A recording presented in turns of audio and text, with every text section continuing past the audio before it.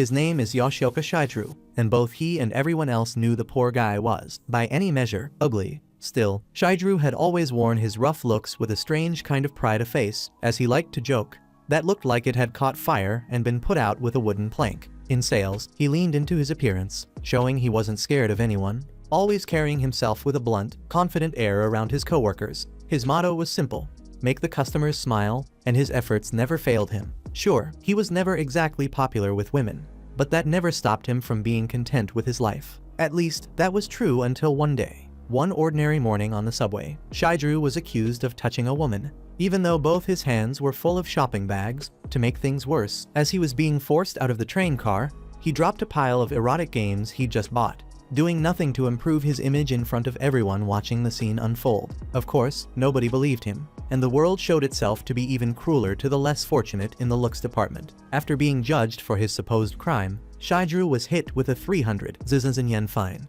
He took the blame, feeling like all he was buying was time in the courtroom. Either way, his life was now in shambles. He was fired from the job he'd done so well, and things only got worse from there. Years later, the woman who'd accused him was eventually exposed. It turned out she made a habit of pretending to be a victim in these situations, maybe because she simply didn't like ugly guys with sewer breath. Because she was underage, all she got was a restraining order. Shigeru was furious, but there was nothing he could do. One day, as he wandered through a park with his head hung low, he saw a kid in a wheelchair getting bullied by some punks. Watching the scene, what once had been a point of pride, his ugly face now felt like a curse, a torment. The trauma from that false accusation haunted him, and he could no longer have a normal day. Before he realized it, he'd shrunk into a clumsy, awkward guy with a face no one liked and barely any social skills. Time passed 6 years. Just like that, Shigeru Yoshioka became an unemployed recluse. He'd blown through all his savings and spent his days mooching off his parents, a failure even less useful than cattle.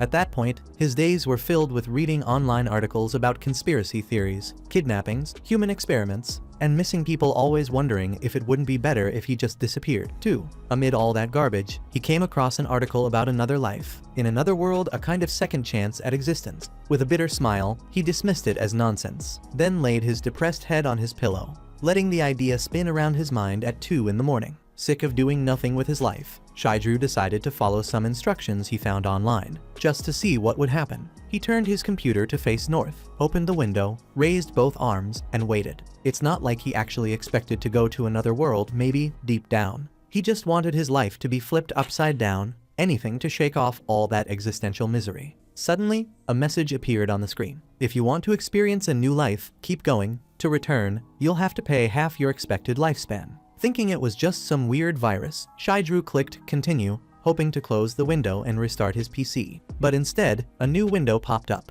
showing what looked like RPG character stats. Tempted by the idea of starting over as a 16-year-old, Shigeru kept going until he reached the appearance stat, which was set to 5 points. For some reason, maybe because he didn't believe any of this, Shigeru cranked it all the way down to -255. This earned him a massive bonus, 13,000 points to spend on other attributes like strength, vitality, and defense. There was also a field to describe his character's special traits. Most people would have filled it with good stuff, but Shigeru went the other way. He gave himself just 1 point in money acquisition, trading it in for even more bonus points. On top of that, he set it so he'd lose 10 GP anytime a girl touched him.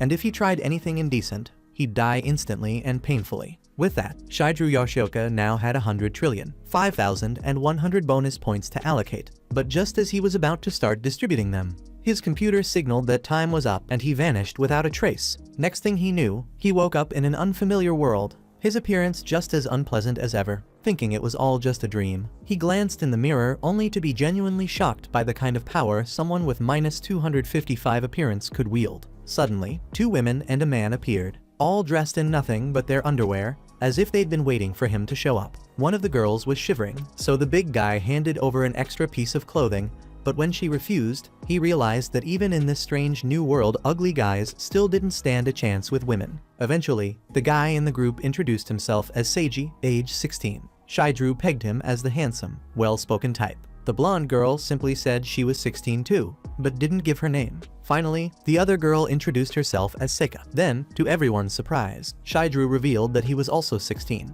To be honest, Seiji thought the big guy looked a lot older, so worn out by life, but admitted he had a certain presence. He added that they must all have ended up in this world after following some instructions they'd found online. The girls agreed, and they all realized that, somehow, they'd started a second life together in this bizarre new world. Ridiculously enough, while still in their underwear, Shidru, uninterested in the conversation, wandered off. He had no plans to make friends. He opened a drawer in a dresser and found a single coin. Remembering his money acquisition rate was just 1 in 10,000 and the game rounded down, so even a little luck meant nothing. Seiji asks the big guy if he's found anything, but he shakes his head. Nothing. Anyway, Shidru finally introduces himself properly and gets a friendly response, though his new buddy clearly isn't sure how to react to all this. Later on, the group of 4 gets their hands on some gear kits they have to split among themselves. When Shidru grabs a shirt, he grumbles that there's no way this thing will fit him, but to his surprise, it slides on perfectly. The girls light up when they put on their new outfits too, but Seiji can't help noticing something strange. There are 4 of each item and piece of gear, but together they've only got 7 coins. As if it was obvious, Seika points out that you can't divide 7 by 4.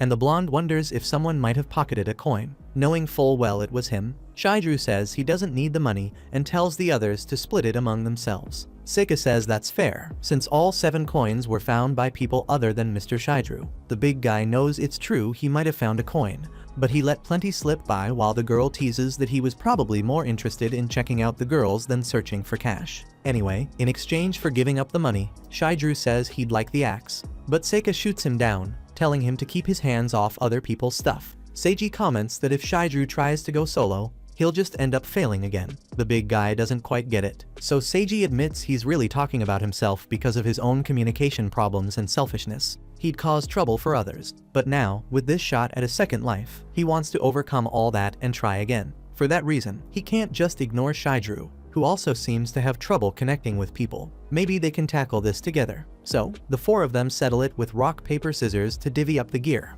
And after losing every round, Shidru is left with a staff. Seiji offers him a handshake, but Shidru instantly refuses. He's decided he doesn't want to get hurt in his second life, so he's going it alone. After all, he picked being the ugliest guy in the world in exchange for totally broken stats, so the possibilities are endless. As for the rest of the gang, Seiji suggests heading to the city of Iria, which is the closest one on the map. He's still eager to invite the big guy along for the adventure, and, faced with no real choice, Shidru tags along. With everything settled, they open the house's front door, only to be met by a small creature. Seika practically jumps out of her skin, but Seiji steps up, delivers a brutal axe blow, and turns the goblin into a respawn. Playing the leader, Pretty Boy handles the mess and checks if his companion is alright, or so it seems. The chaos is far from over, as a whole swarm of goblins comes marching toward the reborn quartet. Acting fast, Seiji tells Seika to string her bow so she can fight from a distance, while Shidru is supposed to help the archer. At the same time, the blonde should cover the left,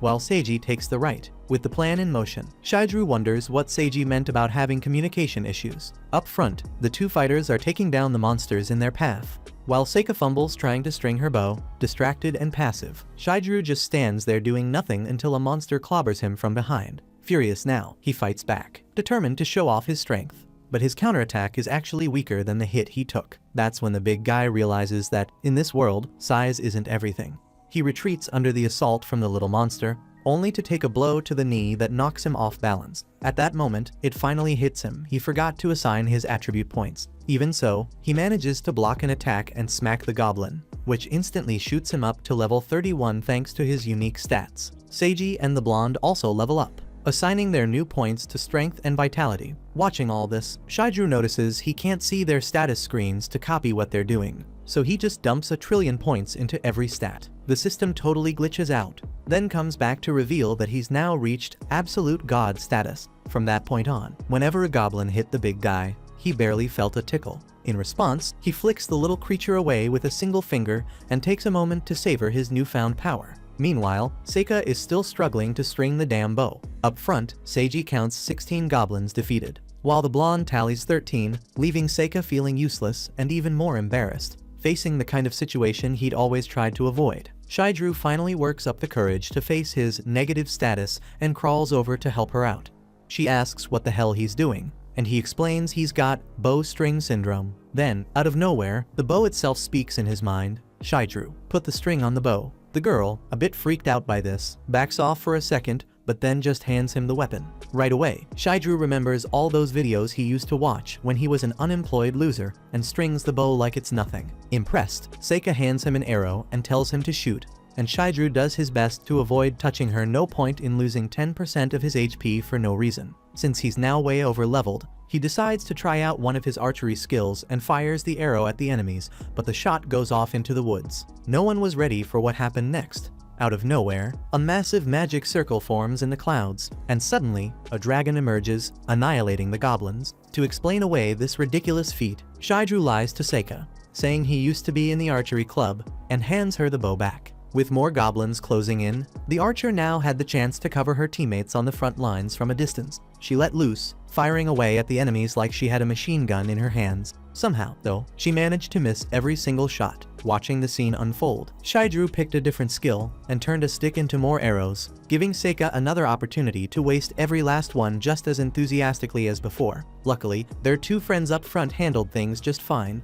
clearing a path straight to Irie City. After the journey, everyone arrived at their new destination starving, and the first thing the blonde girl spotted was a local burger joint. Drawn in by the smell of fries, the group dashed inside, everyone except Shidru. Even though he enjoyed their company, it was time for him to say goodbye. Strolling through the city, Shidru caught his reflection in a fountain and wondered what he could find to satisfy his hunger. Just then, a cat approached. He reached out to pet it but hesitated, remembering that if it turned out to be female, he'd instantly lose 10% of his HP just like every other time he touched a girl. That rule still applied. Seika showed up right after, startling the big guy so badly he fell into the fountain and ended up soaked. Despite her chaotic entrance, her intentions were pure. She'd brought Shidru a huge burger to thank him for fixing the string on her bow. Distracted by the smell of teriyaki sauce, he reached out for the sandwich and accidentally brushed her finger, triggering the penalty he'd been so worried about. The result? 58 trillion points of damage, enough to wipe out the population of 300 Earths. The colossal damage sent his meal flying against the wall,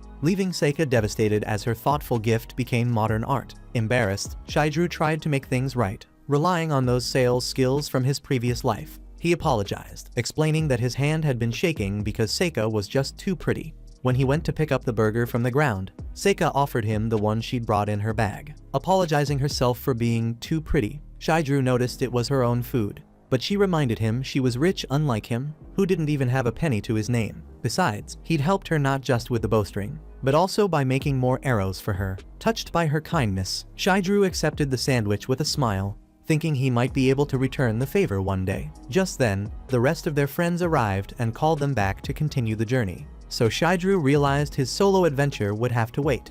On the way, they stopped to buy supplies. Seika, never missing a chance to show off her wealth, ordered a ridiculous amount of arrows even though her bag was already overflowing. And Shidru could magically craft arrows by the dozen if he wanted to. After they finished shopping, the girl turned to the big guy and asked if he wasn't going to buy anything. But then she remembered of course he couldn't, since he was flat broke. The other two in the group arrived soon after, having found a nice inn where they could spend the night. Seika was practically bouncing with excitement to get there, but Shidru just wanted to hang out in the park and turned down the invitation. So, the girl offered to pay for his room. He refused, insisting he couldn't accept, but Seika wouldn't let it go. She teased him, saying he was only refusing because the offer came from her. Flustered, he denied it, but Seika just took that as a yes, grabbed him by the shirt, and dragged him along. Realizing he barely felt her grip through his clothes, Shidru started thinking maybe he could use that to his advantage, even if, right now, he was kind of mesmerized by how forceful she could be. Later at the inn, while Seiji was busy counting up how much money the group had left, Seika and the little blonde were taking a bath. Shidru, lying on his bed, thought about how he couldn't afford to rack up any more debt. Sadly, he didn't have any money in this world. His earnings were slashed to a tenth of what they should be. If he didn't figure out a decent way to make some cash soon, he'd end up stuck somewhere, which would be a disaster. Maybe even bad enough to make him want to go back to the world he'd tried so hard to escape. Long story short, he needed to act, and fast. The next day, Shidru handed out all sorts of food to his teammates. Everyone was thrilled, so he joked that he'd gotten it from some kind soul after pretending to be a tired worker catching the last train home. Seika didn't get the joke, which made Shidru realize just how innocent she really was. To top it off, she scolded him for begging, saying that even though he was poor, that wasn't the answer. If he ever needed anything, he should just ask her. After all,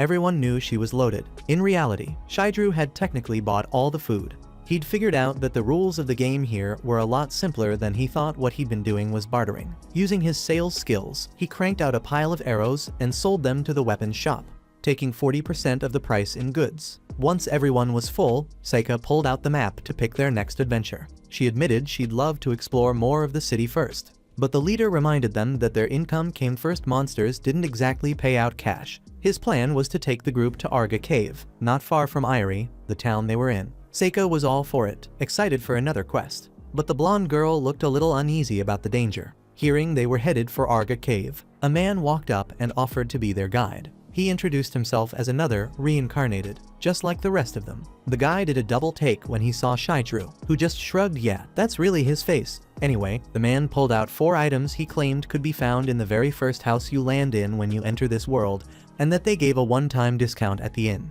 Seika was amazed and wished she'd found any of those in her own starter house, and the guide said they could use the discount at reception. Seiji was immediately suspicious about this sudden generosity, but Seika didn't care and just took the item. Grinning, the leader asked who the guy was, and he introduced himself as Kayoshiro, a humble worker who made a living showing newbies around. Shidru was instantly on edge. The guy looked exactly like the type who preyed on beginners. Still, with the power of the absolute god on his side, he decided to let Seiji handle it. Even with the group running low on funds, Seiji figured hiring a guide was a solid investment for this quest. He offered Kaishio 120 rira a day, plus a bonus from whatever they found in the cave. With everything settled, the team set off for Arga Cave. On the way, they ran into a horde of goblins, giving Seika yet another opportunity to showcase her incredible talent for missing every single shot. Feeling sorry for her, Kaioshio suggested she learn to save her arrows. Seika just laughed, being rich. She had no idea what that meant, so Kaioshio tried a new approach,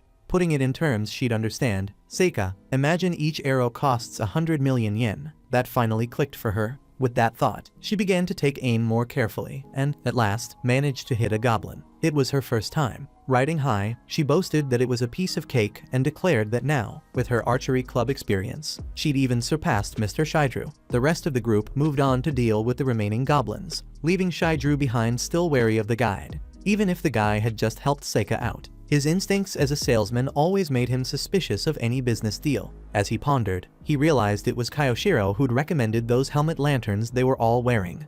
And they were clearly made by another Reincarnator. Since nothing like them existed in this world, they could have bought torches, but of course, Seika insisted on spending 60 rira each on the helmets. Later on, during a break, Seiji and the blonde girl sparred to train. The guide advised Seiji to guard his wrists and use the weight of his weapon when striking. As for the girl, she needed to remember that her dagger's strength lay in its speed and lightness. Off on her own, Seika kept missing every single shot. Kaioshiro asked if Shidru was going to join in, but the big guy said he didn't have the right skills for it. The guide admitted that leveling up with a staff was tough, but the weapon's final ability was amazing if you had the patience to stick with it. Shidru already knew that. Before dawn, he'd left town to make some arrows and ended up running into a giant orc. That's when he decided to try out his staff's strongest move. The name of the power was Final Destiny Plus 2, a skill so destructive, it promised to wipe out everything within a 200-mile radius, potentially killing about 1.5 million people. If Shidru ever used that thing in Saitama Prefecture, he'd basically connect the Pacific Ocean to the Sea of Japan, so of course, he cancelled it on the spot. Anyway, Kaioshiro advises the young man to get into some fights and gain real experience, or else he'll have to retire, just like Kaioshiro did. Back in the day, Kaioshiro used to be part of a mercenary group where he and the leader were pretty much equals, but he ended up retiring because he just didn't have the right skills. The boss, on the other hand, climbed all the way to the top and eventually became king. Kaioshiro is convinced that Shidru would be shocked to find out that guy was level 80, with an average of 160 points in every stat. In reality, Shidru thinks the guy's pretty weak, but his stunned expression makes the guide believe he's impressed. Eventually, the team makes it to the Arga Cave, which looked just like some ancient ruin. Seika was trembling with fear at the idea of going in, so the blonde offered her hand to calm her down, which made Shidru wonder just how old this girl was. She acted like a kid, lighting up when she saw the limestone stalactites hanging from the ceiling. Kayoshiro, meanwhile, warned her to be careful that none of them came crashing down on her head, sensing his companion's immaturity. Seiji pulled a little trick to figure out Seika's age. He claimed it'd be good to know for the team's strategy, then asked her how old she really was back in the real world, revealing that he himself was in his 30s. At that, Seika admitted she wasn't actually 16 like her body in this world, she was older, 17. Shidru could hardly believe it, but Seiji pretended not to mind and asked if she was studying for college entrance exams. Seika said yes, and she'd only ever gotten straight A's. Led by Kayoshiro, the group moved on, battling giant bats as they made their way to the deepest part of the cave, where a massive door awaited them. As always, Seika dashed ahead, trying to open it without a second thought. So the guide asked her what level she was. When she answered 3, he told her she'd be killed the second she stepped inside that room. There wasn't some amusement park behind that door, but the boss of this whole mess. Horrified, Seika ducked behind her friend, and Seiji decided it was best to call it a day. Before heading back, the leader thanked the guide for his help, but Kayoshiro had other plans to wrap up their outing. To celebrate their contract, he said he'd prepared a little party for his comrades. So, he led the group to a door with a sign that read, "Meeting Room," 3 words that nearly drove Shidru mad, thanks to all his corporate life in the past. Seiji asked if the guide built this room, but Kayoshiro said no. It was actually another reincarnated person who created this safe place, where neither monsters nor magic could break in. Once inside, Seika was blown away by the table packed with treats, and Kayoshiro encouraged everyone to enjoy this welcome party for the newly reincarnated. Shidru quietly used his detection skill to check for any drugs hidden in the cans, but figured that, even if there was, nothing like that would actually work on him. Seiji thanked Kayoshiro for the party, but said he needed to get back to town before sunset. Kayoshiro didn't push it. He just said he understood he only wanted to do something nice for everyone. Feeling guilty for brushing off the guy's kindness so quickly, Seiji changed his mind and promised to make the most of the moment. And so, the 4 of them sat down for drinks, while the leader couldn't stop crying over the fact that he'd suspected someone as nice as Kayoshiro. Seika chugged her whole can and immediately asked for another, making Shidru worry about his companions. He could use an antidote spell, but since that would glow, everyone would catch on right away. Wondering if conversation might counteract the effects, he asked the group what they used to do in their past lives. But that question obviously soured the mood, since everyone here had come to this world as a loser. Even so, Seiji broke the ice, puffed out his chest, and started sharing his story. When he was still in school, he got tired of everything and ran away from home to start his own company, Success Life. Shidru remembered having done business there, and the boss looked just like Seiji. Seiji recalled that one day, a salesman showed up at his company out of the blue, trying to sell him a ridiculously expensive copier. Naturally, he tried to bring the price down, but the salesman told him something he'd never forget. "I'm going to make you smile. I'll never let you down." He also advised the boss to work less and enjoy life more. That's what Seiji carried with him ever since, stressing less and doing more of what he loved. Still, he ended up going bankrupt after a failed investment in artificial intelligence. Because of that, he feels like he let that salesman down, betrayed his expectations. So, Seiji swore that in this world, he'd never make the same mistake again. Remembering all that, he mentioned that the salesman's name was Shidru and asked the big guy for his last name. Shidru's real family name was Yoshioka, but he lied and said it was Sasaki. Suddenly, the sleeping drug kicked in, and all 4 of them passed out. Kayoshiro returned to chain them up with his goons, only for us to find out that Shidru had just been pretending to be unconscious, and the feeling of being handcuffed brought back memories he'd rather forget. Either way, it wasn't him who made the first move. It was Seiji, who managed to stay half aware even after the drug. Obviously, the kid took a beating, given his condition, while his companion was just biding his time, waiting for the right moment to act. When Seiji realized Kayoshiro was a rookie kidnapper, he lamented that so many people who arrived in this world were already broken-hearted from their old lives, and just as they were about to get a second chance, men like Kayoshiro came along and snatched it away. Kayoshiro just agreed this was a world for losers, and it was easy to fool people desperate for a shot at redemption. Tired of all the chatter, the boss finally orders his goons to finish the job. That's when Shidru jumps into action, pulling out his improvised skill, Pig's Leap. Using his weight, he launches himself forward and knocks the thugs back. Meanwhile, Seiji, who thinks Shidru is incredibly weak, suddenly finds himself at a massive disadvantage. so he vows to end his enemies in a single blow. The thugs ignore him and keep chasing their targets, forcing Shaidru to step in again, this time with spinning attacks that make full use of his size and shape. According to the big guy, if these punks want to hurt him, they'll need to send in a woman. But the fight gets so close that it looks like Shaidru's about to get beaten down. That's when Seiji reveals a brilliant light shining from his right fist.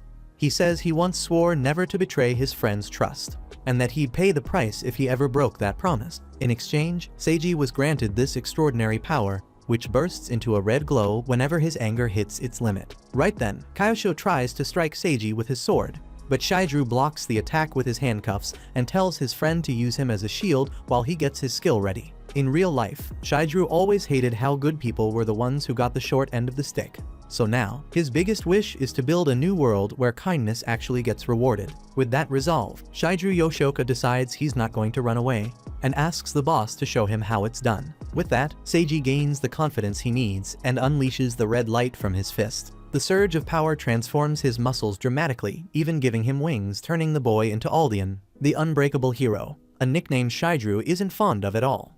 Shaidru tries to make sense of what's happening, while Aldean conjures the holy thunder at lightning speed, a move known as Aurora Shining Destination. But just as the hero's punch is about to connect with the main villain's face, he pulls back. After all, it's not up to him to pass judgment on these criminals. That's a job for the law. Sure, punishing these guys himself would be simple, but that would rob them of the chance to truly pay for what they've done. If the law handles them, maybe just maybe they'll have to face their sins and be reborn. Shaidru thinks his partner is being way too soft, but Kyosho surrenders and drops his weapon. With that, Aldean turns his back on the man and warns that there'll be no mercy if they commit another crime. Shaidru knows it's a terrible idea to take his eyes off the crook, and sure enough, Kyosho uses the distraction to attack the hero. That's when the big guy jumps in, throwing his full weight around to block the enemy and send him crashing to the ground. The other thugs immediately start kicking the poor guy while he's down, but it looks like that massive frame is enough to soak up every blow. In response, Shaidru digs a booger from his nose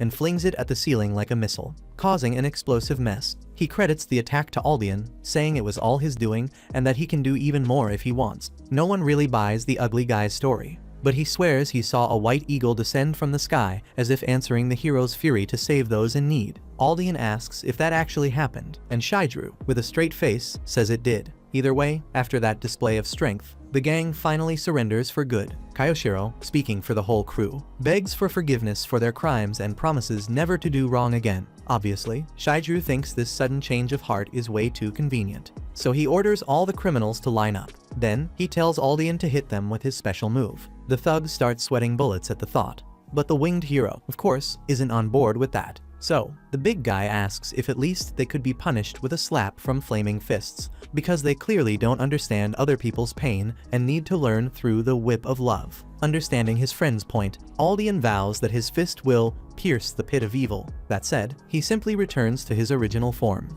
explaining that there's no reason to be angry anymore, and the whip of love shouldn't come from rage otherwise, it's just self-indulgence. In this Good Samaritan's view, love means carving the pain of your hand and the one you'd strike into your heart. Like everyone else, Shaidru has no idea what any of that's supposed to mean, but whatever. Seiji then orders everyone to stand tall, make of that what you will, because now it's time to teach each of them a lesson. As they follow his command, the hero smacks each thug across the face with all his might, while they thank him for the punishment. Watching the absurd scene unfold, Shaidru can't help but wonder how on earth he ended up here. After the punishment, the adventurer duo ties up the criminals and helps their friends, but then Seijo passes out. Kyosho celebrates that the sedative finally kicked in. Convinced this is his chance to win. To seal his victory, he invites Shaidru, whom he calls Pig, to join their gang, pointing out how tough it must be for him hanging around a group of pretty boys where he never stands a chance. On the other hand, if he teams up with these middle-aged losers, maybe the big guy will land a woman every now and then, not to mention some good cash. In response, Shaidru breaks his chains and insists Seiji is stronger than he is. The thugs can't understand how someone so ridiculously ugly could be so righteous, and even though Shaidru usually doesn't care about this kind of insult, he's starting to lose his patience. Hours later, he turns the gang in to the authorities and gets a reward of 100,000 riras, the equivalent of 10 million yen in Japan or 350,000 ris. With everyone back on their feet, Seiji suggests they all enjoy the money,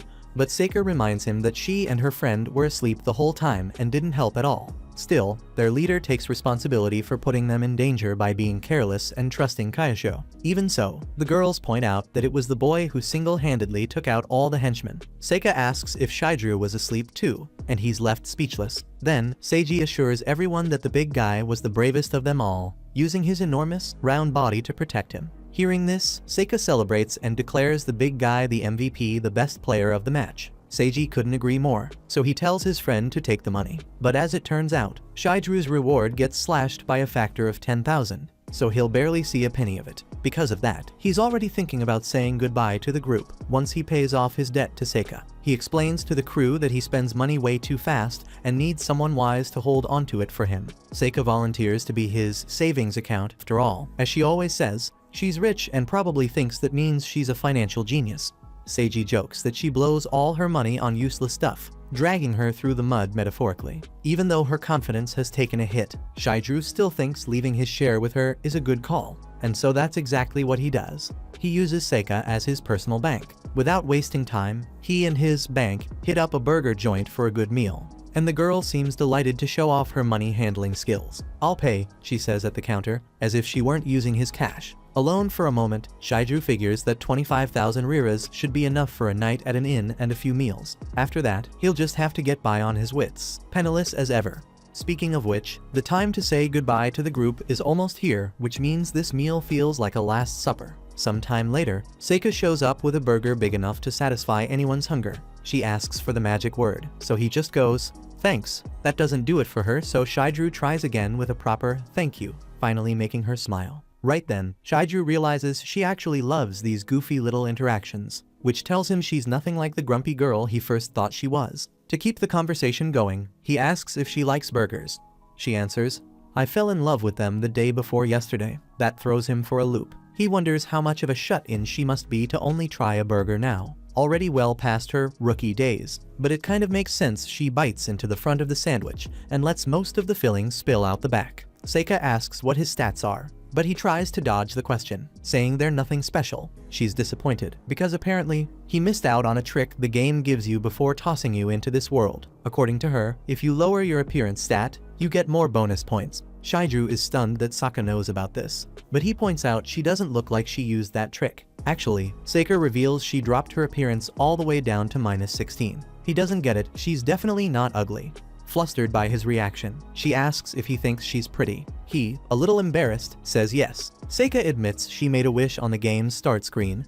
Down at the bottom, there was a special details section, and she wrote in that she wanted to be pretty. Shidru's jaw just about drops. He could have done that too. And now he's stuck looking like that model from a commercial he can't even remember the name of. Right then, a little cat wanders into the diner and catches their attention. Noticing how excited she is since she's never seen one up close, Shidru tells her to go ahead and pet it. Out of nowhere, Seika remembers she can stand now, so she rushes after the cat, only to trip along the way. She doesn't fall, but it's enough to scare the cat right out the door. Shidru, thinking she was about to faceplant, throws himself after her like an idiot completely unnecessarily. Seika, totally unfazed, asks why he's on the floor.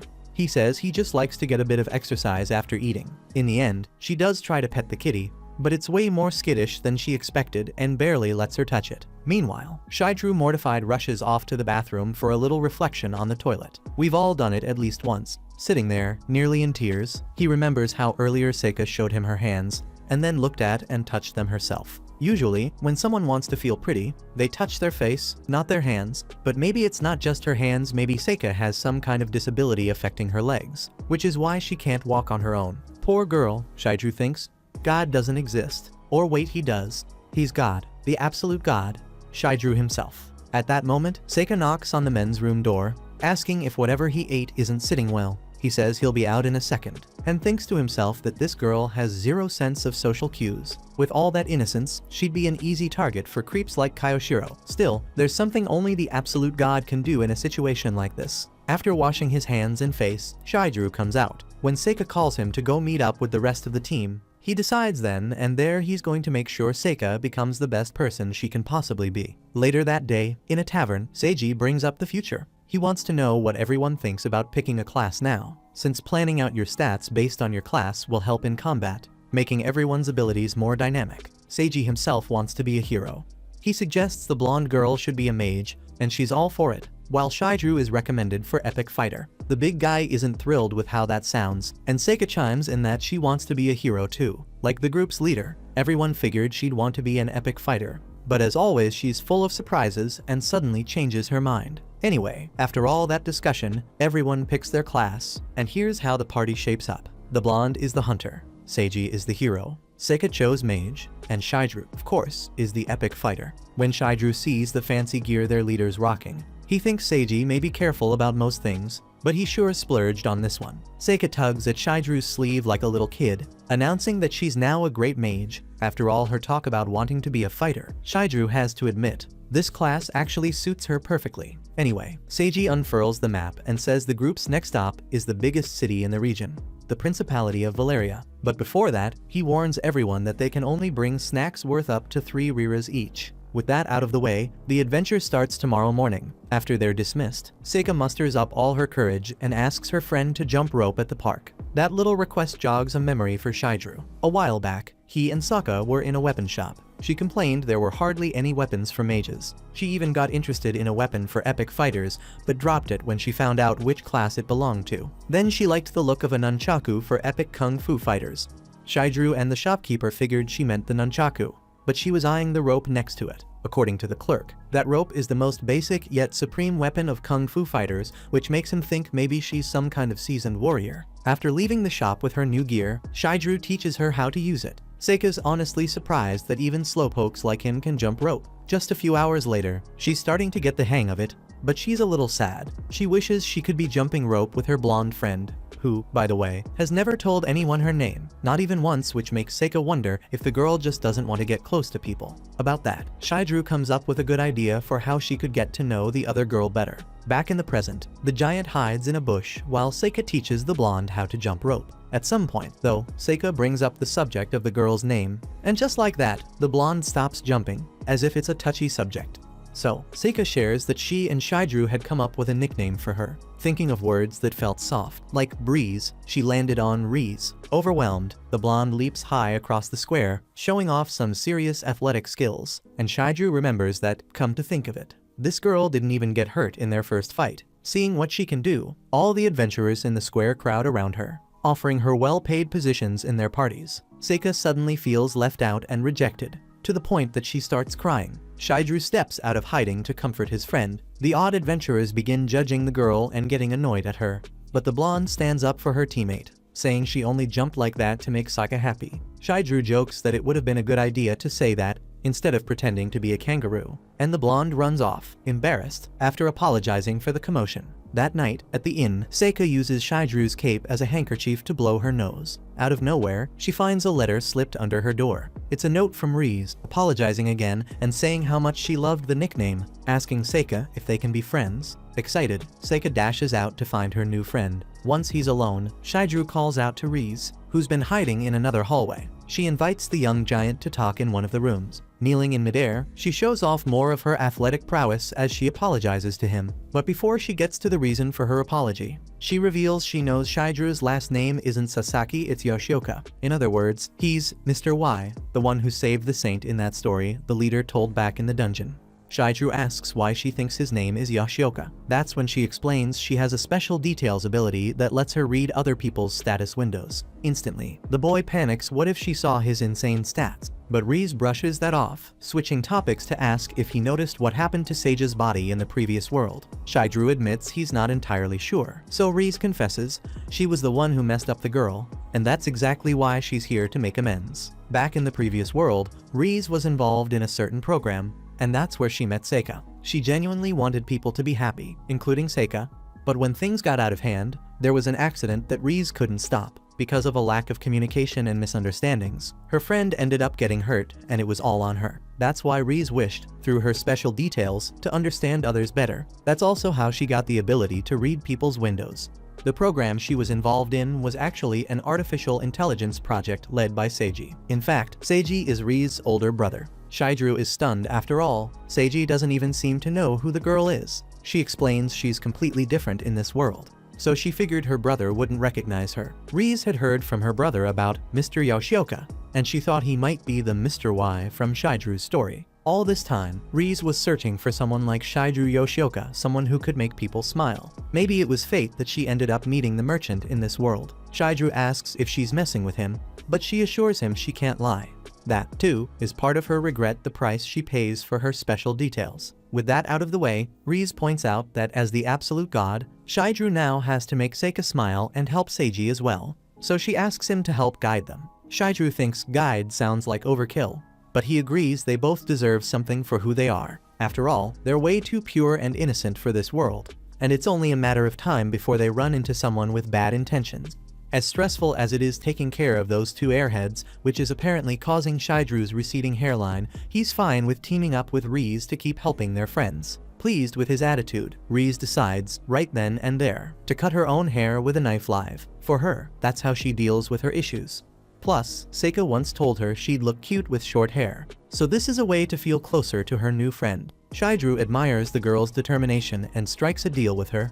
They'll make Seika and Seiji smile together. Right then, those two spot a creature that had been following Shiju at the city gates. Seika says she's never seen anything like it before, and Shiju explains it's a pack animal that only exists in this world. Rize shows up with her new haircut and apologizes for keeping everyone waiting. She asks her friend if the cut suits her, and Saka happily says it looks wonderful. With everyone ready, the group's leader announces it's time to set off for the Principality of Valeria. On the way, the party runs into threats in the surrounding area, monsters that Seika defeats with spells like Petite Cold, a freezing spell that delights the mage when it works. Suddenly, a bird swoops down at Seika, but Seiji jumps in front and takes it out with a quick slash of his sword. Up in a tree, Rize provides expert cover with her bow and arrow, keeping everyone safe. After overcoming the obstacles ahead, Seika tells Shiju her skills as a mage have finally blossomed. He agrees, albeit awkwardly. As she basks in her own charm, Seiji notices the sun is setting and suggests they camp there for the night. Before they cross the mountains to reach the Principality of Valeria, the party shelters under the roots of a hollow tree, which serves as their base. Taking the shortcut from Iria saves them 2 days compared to the main road, but it's rough terrain, and there are no inns along the way. Even so, Seika's determination led them to take this path. Ecstatic as she sweeps the camp, it's her first time doing anything like this, and she can't hide her excitement. Ever the jokester, Seiji asks if she'd rather build the campfire or go fishing. She picks fishing, making Shiju wonder if he accidentally signed up for summer camp. Seika grabs the fishing rod, but gets the hook stuck in her cloak, so the big guy steps in to help the clumsy mage. In the end, he decides to join in, but even then, neither of them manages to catch a single fish despite seeing them swimming in the clear river. Seika, however, is bothered by something else. She confides in her friend that she doesn't want to be a crybaby anymore. It makes her feel pathetic, especially since sometimes she doesn't even know why she's crying. She's not even sad. Shiju tells her crying is actually a good thing. People don't always cry because they're sad, but because something touched their hearts. On the other hand, some people eventually forget how to cry, and when that happens, you stop getting stronger. If you don't know why you're crying, maybe you should ask yourself what really touched your heart. Seika bursts into tears at that advice and wipes her nose on Shiju's cloak just as Rize shows up to check on the fishing duo. She comments that Shiju stinks, then tells them the campfire is ready, so she came to get everyone. Seika reports they didn't catch a single fish, which gives Rize an idea. She whips out her bow and in 4 quick shots lands 4 fish, securing dinner for the group. Seika picks up the catch with a big smile and carries it back to camp. Alone with Shiju, the archer points out that Seika is always smiling when she's around him, and it makes her think her brother might be right. Shiju really is the kind of guy who knows how to make people happy. The big guy thinks she's been praising him a bit too much lately, but she disagrees because, next to this guy, she honestly feels like they can get everything right. And that's no exaggeration. Still a little uncomfortable with all the attention, Shiju stands up to head back to camp. That's when Rize asks him not to tell the rest of the team about her, because if they find out, the 4 of them will end up splitting up. When the 2 of them return to the fire, the boy's eyes are glued to the oatmeal with veggies and barley that Seika made, and suddenly he's hit by a wave of nostalgia, as if he's back in his previous world. After Seiji explains the recipe, Shiju finds himself thinking that this guy is a natural leader, just by the way he connects with everyone. Soon, everyone grabs a portion of porridge. When Seika sees Rize blowing on her food to cool it down, she copies her friend and makes her smile. Shaidru then asks Seiji what the plan is for their journey now, like, are they supposed to take down the Demon King or something? Head down, the leader admits he's not even sure there are any objectives in this world. But for now, their best bet is to head for the Principality of Valeria, a busier region where they can gather information and maybe figure out what to do next. Listening in, Shaidru notes to himself that this guy really does sound like a company boss. Right then, a woman suddenly stumbles out of the forest, injured, and collapses in front of the camp. A few hours earlier, back in the morning, she'd been running from some armed men through the woods, even missing an arm. She managed to give them the slip after a huge effort. Filled with regret, she sat down to rest, upset over having written something important in the special details section of her game window. Thinking about it, her mind drifted to an event from her past life when her boyfriend had heartlessly dumped her for a prettier woman. From that day on, it felt like her whole life revolved around a beauty she didn't have, as if being pretty was the answer to everything, the only way to ever be happy or successful. The thought became such an obsession that she lost her mind completely, even swearing to get revenge by taking out every beautiful woman she met. Suddenly, she wakes up at Seiji's camp, where he's tending to her wounds. Seika arrives soon after, having used healing magic on her, but the woman still feels intense pain in her severed arm. Still, the group keeps looking after her, and she manages a quiet "thank you." Seika corrects her, saying it should be "thank you very much," but the woman just ignores her and asks to move closer to the fire. Shaidru thinks it's pretty childish for the stranger to ignore Seika like that. But honestly, the girl is kind of pushing it too. According to the ex-salesman, you can't win someone over the first time you meet them. And this woman is a perfect example. When she first collapsed at the camp entrance, Seiji had asked Shaidru to get water, so he rushed off to help. Rize stopped him on the way to hand him a bucket and quietly mentioned that she'd read the woman's special details. It said she'd never forgive pretty women. In fact, she swore to cut open every single one she met and watch them die. In other words, Seika is definitely on her hit list. Back in the present, Seiji asks the wounded woman her name, and she says it's Riaya. He offers her some food, which she accepts. But as soon as Seika approaches with a bowl of porridge, Riaya practically freaks out and tries to grab the weapon from her belt, except Rize had already disarmed her. Even with her unarmed, Shaidru and Rize watch her every move, ready to kick her out at the first sign of trouble. Seiji asks how she got hurt so badly. Riaya says her group was attacked and split up, so she ran to survive. Hearing that, Shaidru's not buying it. Seiji tells her their team is heading to Valeria and that they'll protect her there. Riaya asks if she can trust him, and when Seika chimes in with a yes, Riaya loses it again. Seika adds that her friend swore never to betray anyone, so he can be trusted. Still lost in her trauma, Riaya feels the pain stab through her missing arm. While Shaidru notes this crazy woman could probably use a spoon to skin Seika alive. Groaning about her wounds feeling hot, Riaya asks Seika to take her to where they fetch water. Seiji offers to help support her if she needs it. Since the stud volunteered, Riaya jokes she'll also need some help taking a bath, laughing when the boy gets all flustered, and teases him, calling him a pervert but innocent at the same time. Seika asks if he really is a pervert, and Shaidru jumps in before Seiji gets cancelled by the two girls. He steps up carefully, but Riaya threatens to scream if he so much as touches her. Seika asks if the big guy is a pervert too, and the two men just lay down, thoroughly cancelled. Riaya laughs again after roasting the guys, until Rize shows up, still suspicious of this intruder. Taking it all in stride, Riaya again invites Seika to come with her to the water.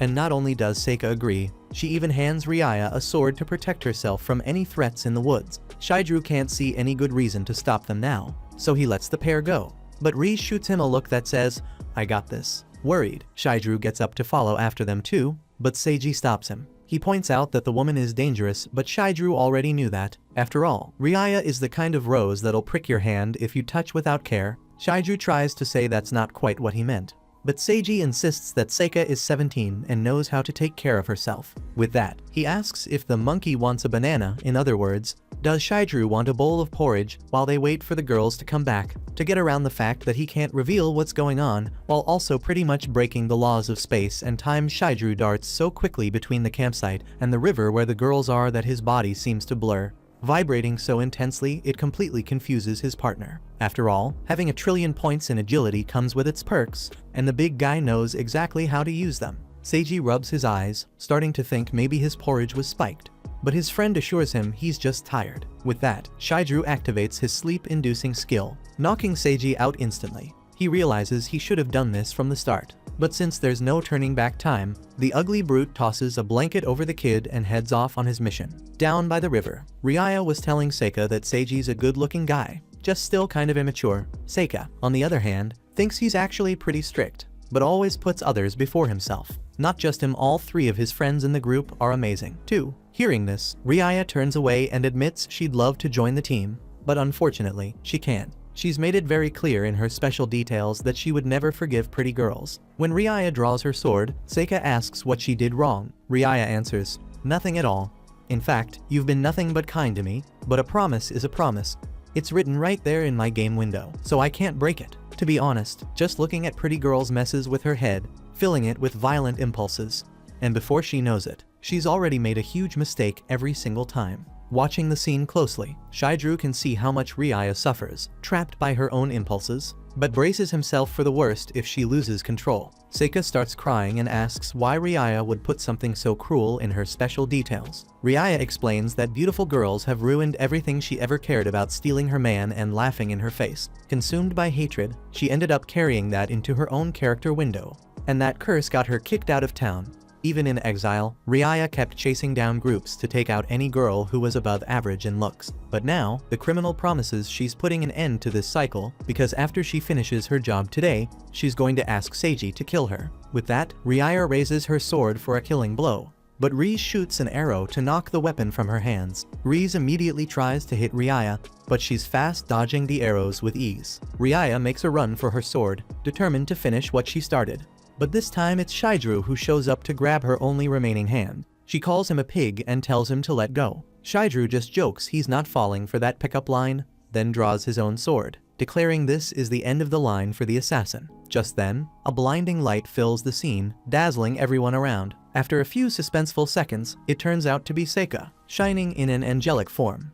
Faced with the shock on everyone's faces, the angel pleads for an end to the suffering unfolding before her. Startled, Riaya still threatens to destroy the angelic figure, but the pain in her arm keeps her from looking even remotely imposing. Seika points out that the woman doesn't really want to commit such acts, and Riaya, somewhat reluctantly, agrees. But she insists that the things written in her game window are driving her so mad she can't help herself. Shaidru can't help but pity the poor girl. All the more because there's no way to change what's been written in those special notes. Still, Seika holds on to hope that she might be able to change things. She doesn't know how yet, but she's willing to try, so she approaches Riaya to offer her help. Once again, Riaya resists, ordering the angel to stay back, so Seika, tired of all this pain, simply regenerates the arm of the one who's supposed to be her enemy. Riaya looks down at her healed arm with tears in her eyes, while Shaidru muses that, even as the absolute god, he's never managed anything like this. Then, Seika reveals she wrote something in the special notes. If her friends ever suffered deeply, she'd become an angel with the power to restore what was lost. Before coming to this world, the girl had a terrible wound on her face that cost her an eye, and the pain of lacking something she should have had was so great, she just wanted to find a way to make it stop. On the other hand, the angel doesn't believe she can heal internal wounds. But after restoring the woman's arm, perhaps Riaya herself can find a way to let go of the darkness in her heart. Still, despite the angel's comforting words, the human orders her away again and grabs her sword from the ground. Yet, seeing the way Seika cried, Riaya can't bring herself to see her as a target anymore, and she runs off. Instantly, Riz chases after her, while Seika returns to her human form and faints, only for Shaidru to catch her before she hits the ground. Meanwhile, after distancing herself from the others, Riaya drags her sword against a tree, sketching something onto the bark. She then examines the blade with a strange look, until Shaidru comes running and disarms her, wedging the weapon high up in the trunk. Riaya asks if he's come to finish her off, but he bristles at being mistaken for a criminal. In truth, he just came to check on her after Riz told him where she was. Actually, he asks, was she thinking of gouging out her own eye? Given the way she looked at the blade, she admits there's no other option. The big guy makes it clear he'd hate to see her hurt herself again, especially since Seika would be devastated too. Riaya says that's the wrong approach. He could simply eliminate her right now, but instead, he offers her a deal. What's on the table is a way to lose only her sight. Riaya finds it too good to be true until Shaidru conjures a shadowy snake with his hand, saying it's the greatest power of darkness, the five-fingered hell seal, capable of sealing one of the five senses. In return, Riaya can live her life as she should. Suspicious, she asks who he really is. He claims he's just a merchant, Though he's currently out of business cards, Riaya mocks that he sounds like he's trying to sell her an overpriced copier, and Shidru realizes she's no fool. Anyway, he reminds her that Seika wants her suffering to end, and this magic is all he has to offer, a spell that will seal her vision without harming her eyes. According to the big guy, the ability will last until it's undone by a light-based power, and he assures her it's a technique he can trust. Then Riaya asks if he's only doing all this to protect Saka because she's pretty. So he admits he also made mistakes in the special details. At first, he was going to abandon his group because he couldn't trust them. But Seika always insisted on keeping him close, and now he feels he owes her. One way to repay that debt is by protecting her. Riaya notes that Shidru is being more than fair, not to mention he's handsome. Or, well, his voice is. She confesses, honestly, that she envies Seika and the group she's formed. Shidru notices the girl is smiling, genuinely this time, and invites her to join the team. Still, Riaya turns him down. Her hands, she says, are stained with too much blood, and all that's left is for her to find her own path. She asks him to seal her vision once and for all. And so, Shidru Yoshioka begins the enchantment. Some time later, Seika wakes up in the same part of the forest where she fainted. Beside her sits Shidru, her unofficial protector. The girl is surprised by the power she displayed earlier, but her friend thinks it's simply the manifestation of her wishes. Whatever its source, Seika wants to use it to help those in need. But Shidru suggests they keep it a secret after all. It's far too valuable, and if the wrong people find out, they could hurt her just to get it. See, there may be heroes in this world, but there are also villains always chasing after treasure. And while Seika is 17 and probably knows all this, Shidru still wants to stress it. Now that she has a power she must guard at any cost. Speaking of which, Seika has just been through quite the ordeal. And whether she always believes it or not, she really is beautiful, and the proof is that Riaya tried to kill her just because of that. In short, Seika isn't just a beautiful treasure, but a powerful one, and plenty of villains would love to steal that for themselves. With that in mind, the girl asks what she should do. He explains that he's not saying she shouldn't trust anyone, just that she should make an effort to understand the motives behind everyone's words since, as everyone knows, there are wolves in sheep's clothing. To that, Seika promises she'll do her best to unmask the wolves whenever she can. Now, if the girl finds herself in danger and can't save herself, no matter how hard she tries, Shidru asks her to call out his name as loud as she can, and he'll be there, ready to protect his companion. Pleased with his friend's attitude, Seika reaches out for a handshake. Not wanting to be rude, the big guy takes her hand, only to feel such a sharp pain that he can't even tell if her hand is hot or cold. All his focus goes into not crushing that tiny, delicate hand. As dawn breaks the next morning, Seiji asks about Riaya. Shidru explains that she left last night, but she'd written a note for Seika. Thank you for healing the wound in my heart. When we meet again, you can count on my help. Seika cries when she reads the message, while Seiji wishes he'd gotten the chance to say goodbye. Either way, Shidru assures them that Riaya looked great when she left. She seemed genuinely excited to find her own path and start a new life. Seiji turns to Seika and asks what that really means, but she just says it's a secret between girls. Later, as they get back on the road toward their goal, Seika wonders aloud what the Principality of Valeria might be like. Seiji is just as eager to find out, though he warns her not to get her hopes too high. A little ways behind them, Shidru is thinking back to a conversation he had with Riz after Riaya left. During that talk, he'd promised that the outsider wouldn't attack Seika again. Riz had admitted she was surprised when their ally transformed into that shining form. Shidru didn't really get it, since the blonde could read other people's status windows. She confirmed that, but explained that Seika's special details didn't include any description of the transformation, unlike Seiji's, which, in her opinion, had a little too much detail for her taste. Shidru wonders what kind of embarrassing stuff the kid wrote in his window to get that disgusted reaction from her, and even admits he'd love to read the whole thing, much to Riz's horror. He argues that he needs to know his ally's weaknesses. After all, if Seiji's special details come with big perks, the downsides must be just as serious. So Riz promises to try and write out Seiji's special details, but asks Shidru to pray for her so she can get through even the worst parts. Seeing the innocence fading from her eyes, Shidru tells her there's no rush, she can do it whenever Seiji finally decides on their journey's objective. After all, Seiji had said he wanted to reach a more populated area to gather information and give the group more options. Remembering that, Shidru had thought it over and concluded that Seiji would become a king one day after all. Kaisho once mentioned that a friend of his went from mercenary to king. In this world, a reincarnated person can make it to the throne. To Shidru, both Seiji and Seika are truly pure. The girl has this innocent ignorance, while the boy's goodness still shines bright. even though he's seen the darkness of society up close. In Shaidru's mind, in a kingdom ruled by someone like Seiji, people like Seika could live in peace. Rize asks why Shaidru couldn't be king, but he explains that it's just not his thing. Plus, with his terrible luck losing almost all his money, he'd probably bankrupt the kingdom. Seiji, on the other hand, is always talking about how he wants to guide and take care of people, and he really does look after everyone and lets them be who they are. That's exactly why Shaidru wants him to become king. Honored by his words, Rize bows and asks Shaidru to look after her brother. The big guy promises that they'll all work together on that. Back in the present, Shaidru remembers that this was how the two of them set their secret objective. First, he needs his companions to level up, which should be easy enough with his support. Speaking of Seiji, the group's leader excitedly announces that they'll soon see the city right after they get through the endless horde of vicious monsters blocking the way. In a flash, the team sprints toward the battle, everyone except Seiji,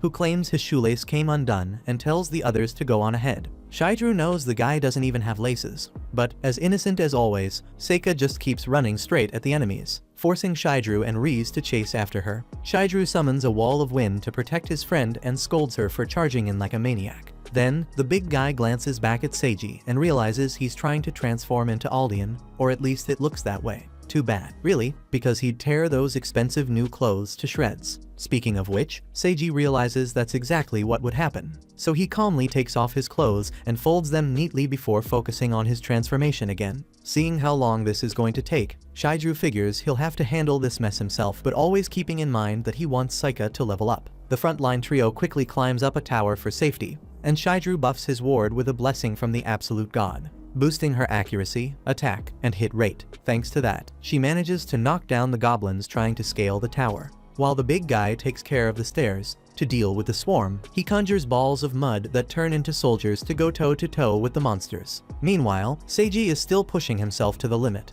trying to trigger his transformation a challenge, since he needs to lose his cool to make it happen. And he's not exactly quick to anger. Out of nowhere, Seiji snaps, shouting, "Who stepped on my foot?" Shaidru never saw that happen, but either way, the Aldian symbol bursts to life on the hero's chest. His muscles swell, and wings sprout from his back. From that moment on, Seiji is Aldian once more, the unstoppable hero. As Aldian charged swiftly at the enemies, Shaidru couldn't help but notice the guy was in great shape, he just didn't get the point of the wings. Shouldn't he be flying instead of running? Whatever the case, wings or no wings, Aldian vaulted to the top of the tower and called out, asking if everyone was okay. Seika, confused, wanted to know who this guy was. Aldian just shrugged it off, saying he was a traveler, a wandering hero. Aldian here to save his allies in their time of need, and he meant it. Without breaking a sweat, the hero tore through every opponent in his way. But Shaidru wasn't so sure things would stay that easy. Suddenly, a massive golem loomed up in front of the angel. Brimming with confidence, Aldian struck the monster's leg with his red slash. But the hit barely did more than flicking an elephant. Fuming, Aldian finally proved his wings weren't just for show, soaring into the air with the sword of an unstoppable hero in hand. What happened next wasn't shown in any image, but Shaidru told us that was how the entire horde was wiped out, and everyone lived happily ever after. After the battle, the group continued their journey as the sun set, with Seika telling the story of how an incredible hero named Aldian appeared out of nowhere, saved them, and vanished just as quickly. Seiji joked that he'd love to meet the guy one day, and speaking of which, the mage asked where Seiji had been during the fight. He lied, claiming he'd passed out after taking a blow, but assured them he was fine. Seika said she wished she'd had a chance to thank Aldian for saving them. Seiji, blushing, replied that he was sure the hero understood how she felt. Still keeping up the act, Seiji asked Rize what the hero's name was, but she stayed quiet. Seika jumped in enthusiastically, saying his name was Aldian, the wandering hero, while Shaidru wondered if he should really be putting a crown on this kid's head. In the next scene, Seika was losing over and over again at a casino machine. A few hours earlier, the group had arrived in the Principality of Valeria. One of the first things they noticed was that here they'd find things that didn't exist in Iria. For example, an employment security office set up to match citizens with available jobs or guarantee unemployment benefits. After that, they returned the pack animal they had rented. The shop owner thought Shaidru was one of the animals, which, of course, deeply offended the big guy. Seiji calmly explained that this so-called beast was actually just a member of their group, and the merchant nearly jumped out of his skin, which only irritated the insulted human even more. Speaking of Shaidru, Seika commented that one of the animals looked just like him, something Shaidru himself admitted because of its grumpy face. On the other hand, the girl thought the creature was actually kind of cute. Shaidru asked Rize if she really found that thing cute, and the girl explained it depended on a person's taste. In fact, Seika seemed to find pretty much every animal adorable, which made Shidru realize that girls were capable of seeing cuteness in just about anything. Even after that little episode, Seika was still marveling at plush toys in a street market stall. The more they walked through the city,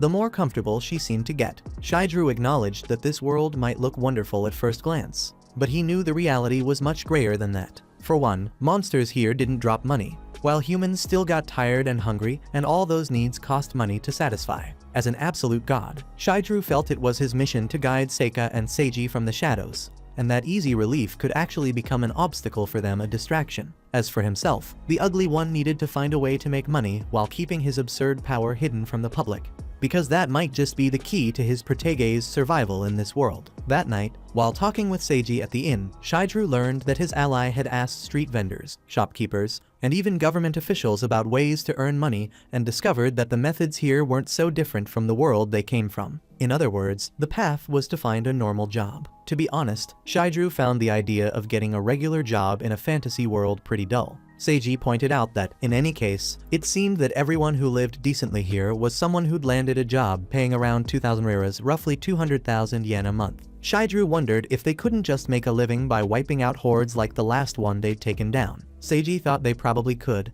but only if they were working under someone not hunting monsters on their own. Shidru remembered that the employment office had listed plenty of low-paying jobs, but also some well-paid ones like detective's assistant, with a monthly salary of 10,000 riras. There was also a CO's secretary position paying 15,000, and even a garbage collector job offering 28,000 riras a month. He couldn't help but wonder what kind of garbage people dealt with here to get paid that much. Still, none of those jobs required prior experience. The problem was, these offers seemed a little too good to be true, and Shidru could easily picture Seika walking straight into that kind of trap without a second thought. According to Seiji, ordinary jobs paid just enough to get by, while shady ones paid far more, even to people with no experience. With that in mind, the group leader invited Shidru to the city's casino, figuring they'd meet all kinds of people there, exactly what they needed to get genuinely interesting offers and information straight from unusual, intriguing sources. Seiji had figured out that to succeed in life here, he needed to open the boldest paths possible,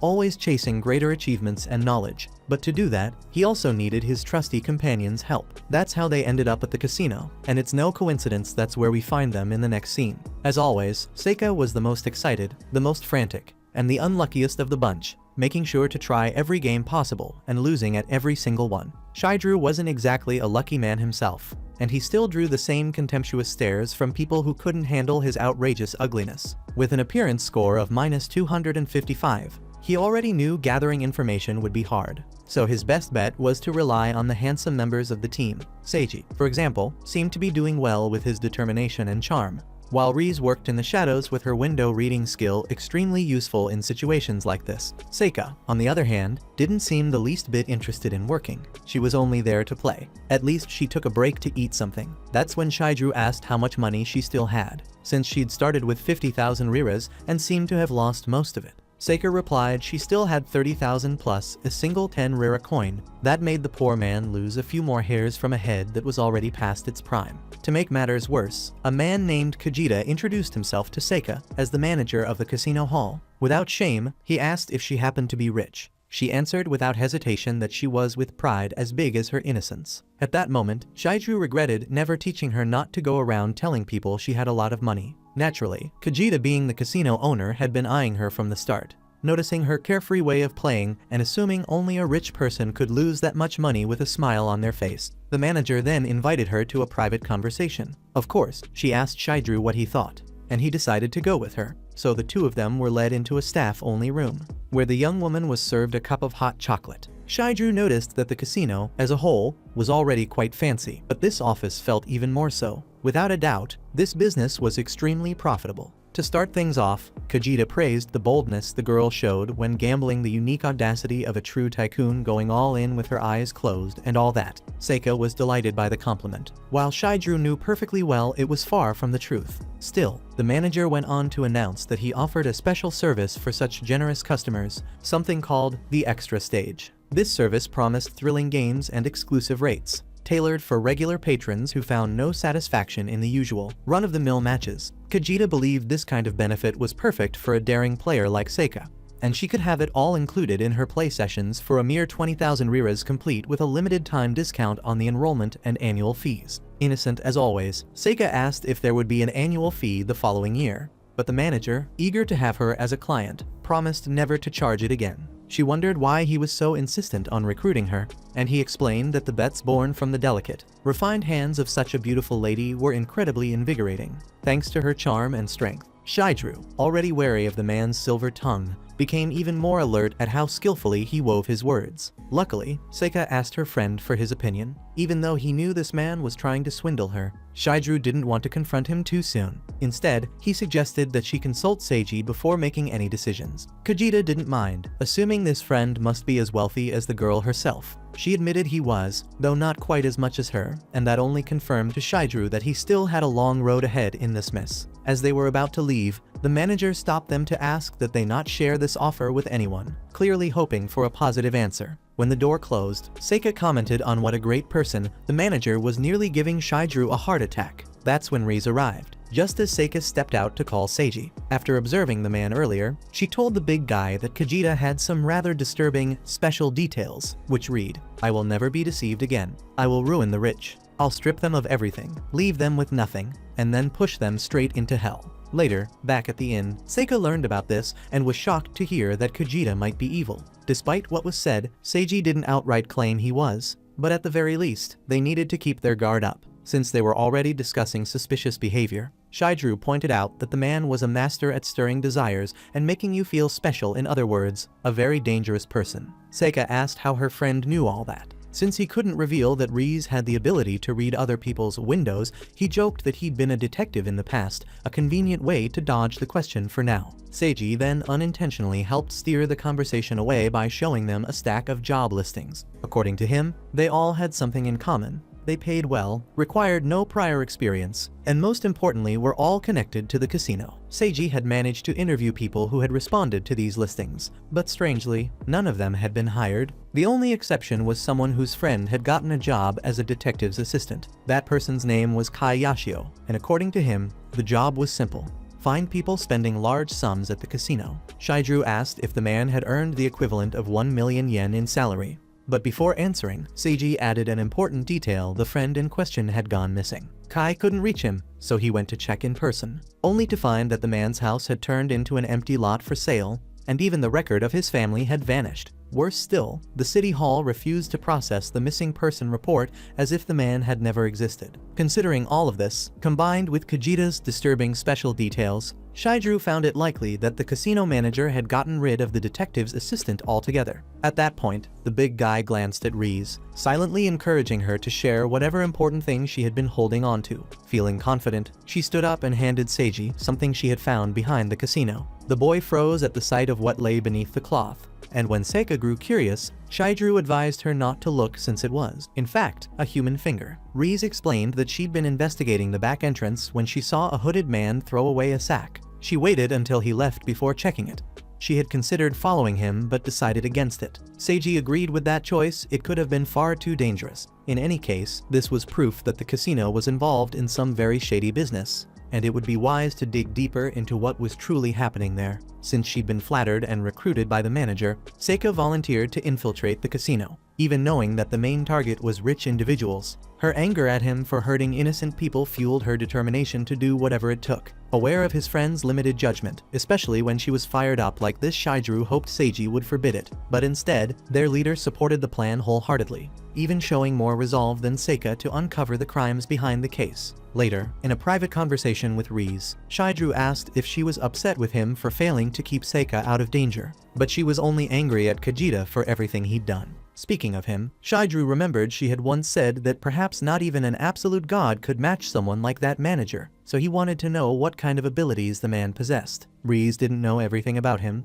but she did know this: he could detect any lie, and she suspected that this ability might serve as a trigger to activate other powers. Riz couldn't figure out everything about the enemy, because his window was unlike anything she'd ever seen patched up, stitched together, utterly unusual. Shidru knew he had to be careful, but he couldn't ignore the fact that the manager's hatred toward the rich spoke volumes about him. After all, Riaya had been controlled by the special details she'd written out of hatred and had still managed to resist it.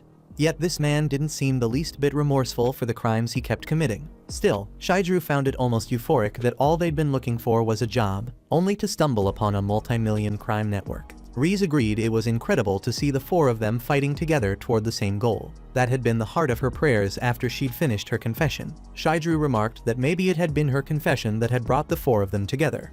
But she explained there was no continuation to her prayers. If true evil ever revealed itself to her, Reese would become an envoy of hell and invite them all into the darkness, and with that said, it was time to meet the enemy. Soon, the group gathered to uncover the casino's secrets. At the entrance, Seika drew every eye with her beauty, elegance, and confidence even though, just minutes earlier, she'd looked like a frightened child. Still, she'd done remarkably well after receiving a few quick lessons from Shaidru on how to escape certain dangerous situations without lying. Since their enemy was an expert at detecting that, on top of that, Seika had learned never to reveal personal information to bad people, to avoid triggering any of Kajita's other abilities. Speaking of the devil, Kajita greeted Seika with his usual sweet words. She accepted the offer to become a VIP member on the condition that the manager had a game worthy of her. Thrilled by the challenge, the man invited her and Shaidru for a private conversation. Now, outside the casino, all Seiji and Reese can do is trust their companions. Meanwhile, Kajita guides Shaidru and his esteemed client through a secret passage within the establishment. Shaidru recalls how they simply told the manager that his partner's name was Seika, and wrote only that name on the card registration form. According to Kajita, they're heading to the extra stage, where clients are required to present their card at the entrance. Shaidru suspects the man has his lie detection ability active. If that's the case, they need to resist by revealing the bare minimum of truth. The manager asks if the young lady plans to spend around 1,000,000 liras today. She shoots back, telling him not to underestimate her, which leaves him embarrassed. Upon reaching the extra stage, Shaidru and Seika find themselves in a hall with few guests. Its theme designed to radiate exclusivity, as if they'd reached the deepest part of a dungeon, reserved only for the strongest. Seika remarks that she likes the atmosphere, while Shaidru notices there are more employees than customers here. Soon, the pair are introduced to their guide for this stage, Kato. For some reason, the man spoke strangely, as though painfully shy or biting his tongue every 10 words. Struggling, Kato explains to the client that the minimum bet here is 100 liras. Kajita then asks if the lady's bodyguard also enjoys a little gambling,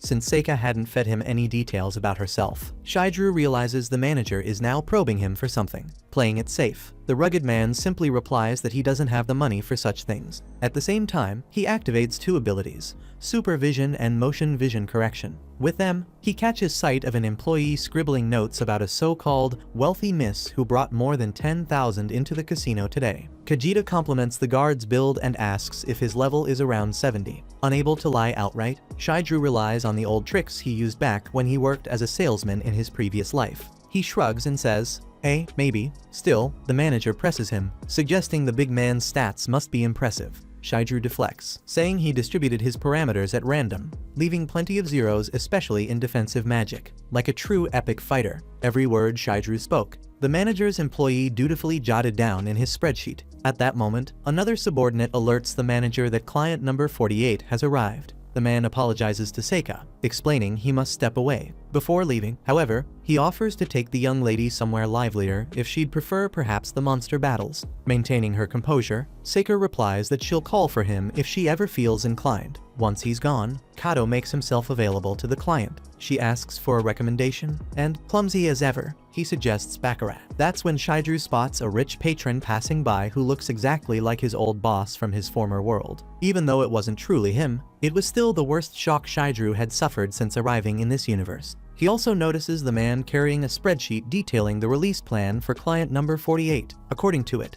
this client is a fool selling weapons at sky-high prices from an arms factory in Cezanne. Seika asks Kato if the dealer handles everything in baccarat. He explains that the guest only needs to choose between two options. She presses further, asking if she doesn't need to draw the cards herself. Sweating profusely, the guide stammers that, as he said, there's a banker and a player. Seika cuts him off sharply, shouting that she understood the rules but wanted to know what was fun about such a game. Shaidru enjoys seeing his partner rattle the poor employee. After all, their mission is to kill time without spending money, and stirring trouble is a perfect way to do nothing while pretending to play. And if it's about putting on a show, Shaidru adds his own touch, clutching his stomach, collapsing to one knee, and dramatically asking where the bathroom is. Kato moves to escort him to the nearest restroom, but Seika demands that her bodyguard remain by her side. leaving the poor man flustered. With nothing but exchanged glances, Shidru and Seika silently hatch a last-minute plan and put it into action. Shidru slips out of the gaming room and knocks out a guard in the wide corridor of the extra stage. He then uses his transformation ability to become a bat and search for Kajita. He quickly locates his target and infiltrates the room he entered. With his interdimensional space magic technique, he can switch between the location where he and Seika are, keeping her safe. That aside, the pudgy bat scans the area, baffled by the strange place where Kajita now stands before a bizarre statue, in front of a photograph showing him with his parents in his youth. The casino manager assures them that his plan is working. As his parents always told him, there are more important things in life than money. Though their family was never wealthy, they had always shown him the happiness of an honest life. For that, Kajita had always respected them. Yet simply because they refused to comply with an eviction order, the real estate agency and greedy speculators joined forces and destroyed their home entirely. From that day on, Kajita grew to despise the rich with all their excessive greed. It took him years to hunt down everyone involved in his parents' death. And when he finally completed his mission, his final goal was to take his own life. That was until the surreal interface of a game appeared before him, his second chance to start over from nothing. Kajita felt as though he was being summoned, and he answered the call with joy. But this new world, much like the old one, was also ruled by the wealthy who trampled the poor and the weak. To him, money is poison to the soul, and poisoned souls must be purified, punished, and guided toward liberation through suffering. In the name of his father and mother, Kajita believes this is his mission. In the meantime, two subordinates knock on the door and step into the boss's office. Among them, Kato reports that Miss Seika is threatening to leave, saying this extra stage was far too boring and that he clearly wasn't doing his job properly. Calling her spoiled, the manager insists she's only hesitating because of the ridiculously high stakes. So the priority is to give her just a little taste enough to get her hooked before long. To make that happen, the boss orders Strategy 13 to be put into play. But before the two employees can leave, the boss grabs Igashira by the head and asks if he understands the plan. When the man says yes, the manager reminds him that lies don't work on him, then drains every bit of his life energy, leaving him nothing more than a shriveled mummy. With that done, Kajita summons a hooded man and tells him to take out the trash. Then he warns Kato that Igashira became trash because he lied, so he'd better be sure he truly understands Strategy 13. Kato explains that the idea is to let Seika win, to give her that first taste of high-stakes gambling and get her addicted to the games. After the explanation, the boss praises him, and Shidru reflects on how that's exactly how obedient salarymen are made. Piecing it together, the spy bat gathers key information. Kajita wants to liberate the rich through his twisted sense of punishment, and if you lie to him, you end up as a mummy. On top of that, the job listing Shidru once saw for waste disposal was actually to get rid of the corpses produced by the manager. Later, in the extra stage, Seika draws red 23 and wins a fortune. Distracted from the game, Shidru finds himself witnessing someone's death for the very first time, and the way it happened was anything but pleasant. To think that Kajita could look at it all without a shred of remorse was deeply disturbing. Meanwhile, Seika tugs at her bodyguard's shirt, complaining that now that she's won for the 7th time in a row, he's refusing to look. Shidru apologizes and asks how much she's won, and the woman proudly answers she's already walking away with 2 million rera. Kato advises that she doesn't need to bet everything all at once, but the young lady makes it clear that's just how she plays. Shidru finds this all-or-nothing attitude of hers incredibly stressful, but he can't ignore the fact that, for the house's plan to succeed, they need to let Seika keep winning. Growing nervous, Kato hurries off, and Shidru assumes he's going straight to report everything to the manager. Still, he knows the reduced money acquisition rate doesn't apply to casino chips, meaning, as long as it's not actual money, it's fine. Before long, Kajita approaches the pair with one of his employees, this one bearing a lump on his face, and comments on Miss Seika's streak of luck. Something he had predicted all along. Taking that into account, he offers his beloved client an even better game. Not only does this one come with higher stakes, it's also been specially designed as a stage even deeper than the extra stage, the Colosseum. So, Seika and Shidru are escorted to an elevator that carries them down to the lowest floor of the basement, where a monster battle takes place, a special kind of game that can't be found anywhere else. Naive as ever, Seika asks if she'll be the one fighting, but the manager quickly advises against it. After all, it's the caged monsters who will give their lives for her, and witnessing a fight to the death, he claims, makes your blood boil and your muscles tense, as if a new door were opening. After magically restraining one of the beasts that had turned aggressive in its cage, Kajita is asked where he gets such creatures. He replies that every single one of them was synthesized inside the casino itself. When Shaidru recalls another job listing he'd seen for magical beast synthesis, the manager invites his most important client to step through this new door of pleasure and entertainment. Feigning interest in the game, Shaidru points out to Seika that it would be great to show all of this to Seiji too. Kajita remembers he's the rich friend the girl had mentioned before, and she confirms it, saying the guy will absolutely lose his mind when he sees this secret stage. With that, she announces she needs to leave. Kajita instructs Kato to escort them out and asks his client to bring her friend next time she comes back. Inside the elevator, Seika asks what happened to Kato's face, and he simply says he's a bit clumsy. Immediately, she tells him to lean down, then casts a healing spell on him. Surprised, the man asks why she would do such a thing, and she replies matter-of-factly, she's a great mage. Being treated that way, Kato suddenly sees things in a whole new light. The client then asks if they can exchange chips on the next floor. But instead of answering, their guide pleads with her to run away and never come back to the casino because Kajita doesn't just want the lives of the rich, but also those of his very own employees. The young man despises his job, but he's terrified of resigning. He knows if he tries to leave, he'll be turned into a mummy. Now that the truth about his boss is out, Shaidru urges him to flee as well, pointing out that his life is in serious danger. Downcast, Kato explains that he can't, because the manager knows everything about everyone. Still, there is a back exit on this floor, and that might be their only chance to escape and expose this place to the world, so that one day, a hero might come and save them all. That is, if there's even a hero crazy enough to do it, which Kato highly doubts. And just like that, the great hero Aldian suddenly appears on the scene, accompanied by his weary partner, Riz. Seika asks what her friend is doing there, but the poor girl can't even explain it herself. She only knows she was ambushed by Seiji while trying to infiltrate the casino. At this, Kato breaks down in uncontrollable tears, so loud that other employees hear and rush to their floor. Because of that, Aldian orders everyone to flee down the stairs to safety, while he returns to the hall to draw the enemies away. Not long after, back in the elevator, the hero learns about the casino manager's true motivations. On top of that, according to Kato, Kajita's target literally glows red whenever he's caught in a lie, so you always need to watch what you say around that guy. Soon after, the trio stops on a floor filled with staff and customers. Kato orders everyone to run as fast as they can, claiming that monsters from the basement have broken loose and could burst in at any moment. Since the boss is still down there in the underground stage, Kato takes the chance to help in any way he can, though he assumes Kajita is already setting his twisted plan in motion, liberating the wealthy by freeing them from their physical bodies.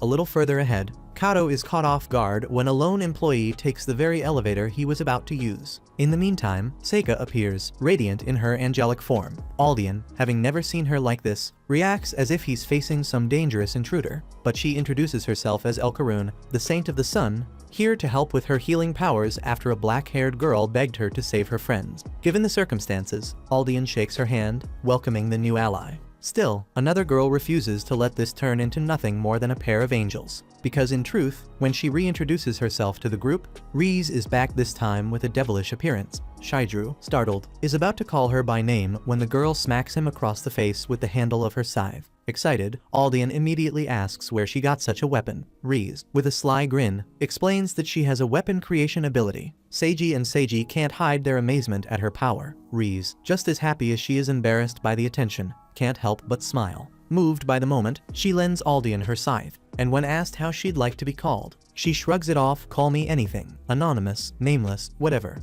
In response, Seiji dubs her Little Demon Girl, shattering any mysterious aura she was trying to project. It's then that the elevator finally arrives. Aldian tells Kato to leave the rest to the heroes. The guide insists on going with them, but Shaidru cuts him off, saying he needs him as a witness. The big man reminds them that this casino has ties to City Hall, and that's the only reason they can erase the records of the people they kill. If the heroes bring the casino down, countless other crimes will surface, and Shaidru needs Kato to expose them, proof that will make any investigation easier. So, Kato steps back, leaving the adventurers to handle what comes next. Inside the elevator, Shaidru activates a skill and insists on facing Kajita alone. Lost in thought, he reflects on his target, a manager who long ago abandoned all capacity for empathy or remorse in pursuit of his twisted goal. His cruelty doesn't even spare the poor, completely incapable of trusting anyone. Kajita is the polar opposite of what Kato showed himself to be. Shidru sees no chance of this man ever changing for the better, and for that reason, he refuses to let good people like his comrades go up against someone like him,